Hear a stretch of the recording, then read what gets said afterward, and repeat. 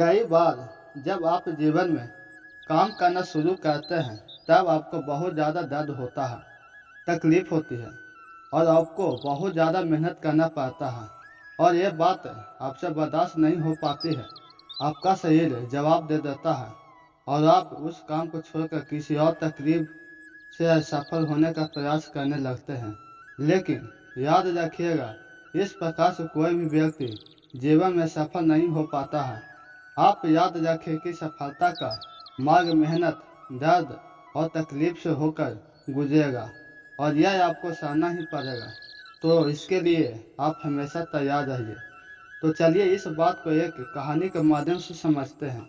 आप पूरा कहानी सुने।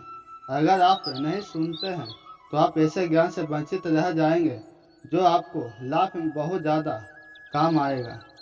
एक बार एक मूर्तिकार अपनी छैनी और हथौड़ी से एक पत्थर को भगवान की मूर्ति का आकार देने का प्रयास कर रहा था। जैसे ही वह छैनी पर अपना हथौड़ा चलाता है, वह पत्थर चिढ़ाने लगता है और कहने लगता है कि क्या कर रहे हो, मुझे इतना मार क्यों रहे हो, मुझे बहुत दुख हो रहा है, तकलीफ हो रही है, पीड़ा हो रही है, मुझे अपने हाथ पर छोड़ दो और यहाँ से चले जाओ। मूर्तिकार ने उस पत्थर से कहा, तुम बहुत अच्छे से पता है कि तुम्हें बहुत ज़्यादा दर्द हो रहा है, तकलीफ हो रही है और तुम बहुत ही ज़्यादा पीड़ा में हो।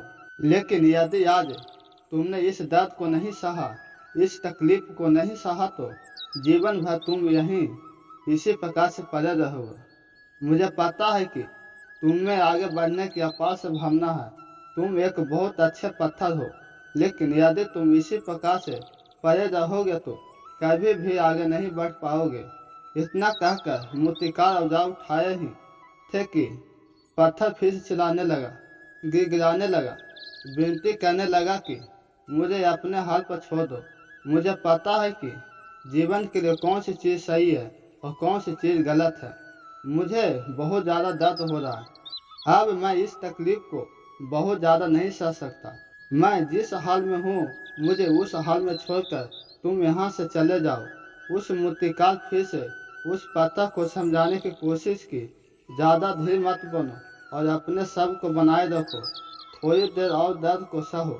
यदि इस दर्द को सह लिया तो मैं भगवान की मूर्ति के रूप में तुम्हारी स्थापना कराऊंगा और फिर दूर दूर से लोग तुम्हारी पूजा करने आएंगे।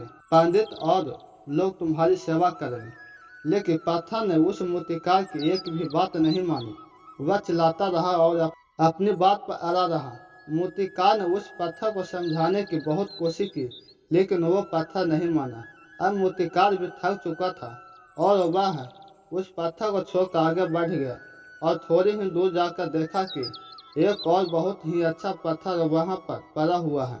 उसने छैनी और हथौड़ी उठाई और उस पत्थर को मूर्ति बनाने के लिए तैयार हो गया।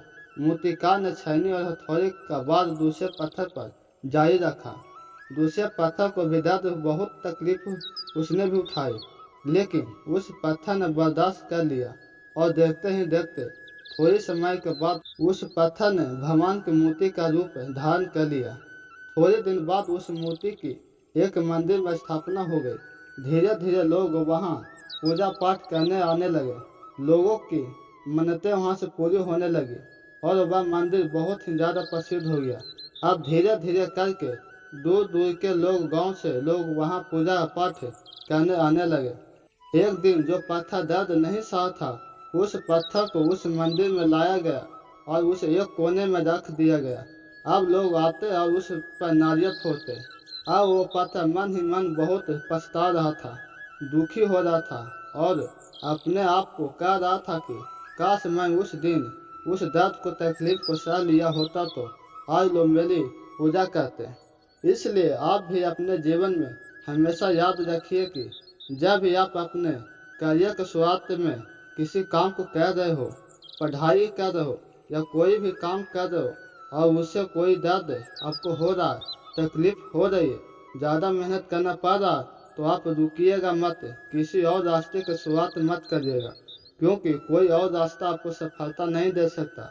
आपको उस दर्द को, उस तकलीफ को सहना ही होगा और उस दर्द को, उस तकलीफ को सह कर आप ज़्यादा मजबूत बनेंगे और तभी आप अपने जीवन में आगे बढ़ पाएंगे।